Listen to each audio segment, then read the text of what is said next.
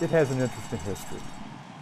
People don't recognize a racetrack has been down in West Louisville at that location. I think it was constructed in 1907 and opened in 1908 when the Kentucky State Fair began there, and they stayed there until 1956. Then General J. Fred Miles, a Louisville businessman and sportsman, leased the racetrack to race thoroughbreds in June of 1956.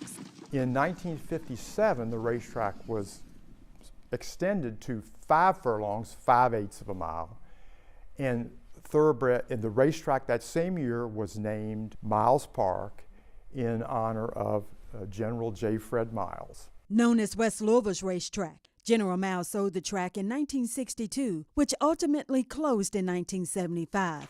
But it made a lot of history by starting the Junior Derby. Plus, the track had a unique design. The charm of Miles Park was the fans, because it was a smaller oval, had a better view of the races. The races were closer. Fans who attended the track heard a familiar song before every race. Tune they played over the loudspeaker system a few minutes before each race, and it was the bridge over the River Kwai. Even though segregation was top of mind in the community, we learned that not only did African Americans participate, but they thrived in the segment of racing.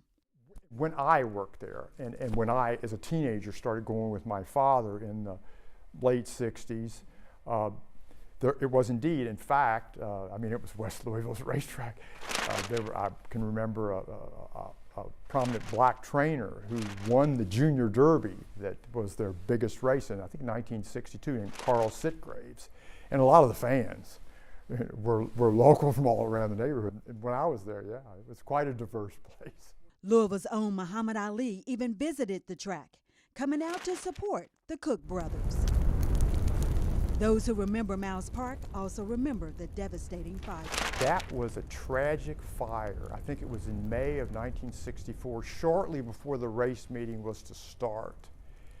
And it was terrible. I think it was in an afternoon, and a barn caught on fire. There were old wooden barns dating back to the 1908 construction of the fairgrounds, and horses, obviously the horse people got the horses out of the barns as quickly as they could, but tragically, I think 27 horses were killed. With so many memories packed in this one track. The characters down there, it was just a very diverse, crazy place. A lot of odd things happened there. It had a lot of character in its own unique way. And I think a lot of people have fond memories of the place for a lot of reasons. For Moments That Matter, I'm Charlene Shanklin with photojournalist Alyssa Newton for WHAS 11 News on your side.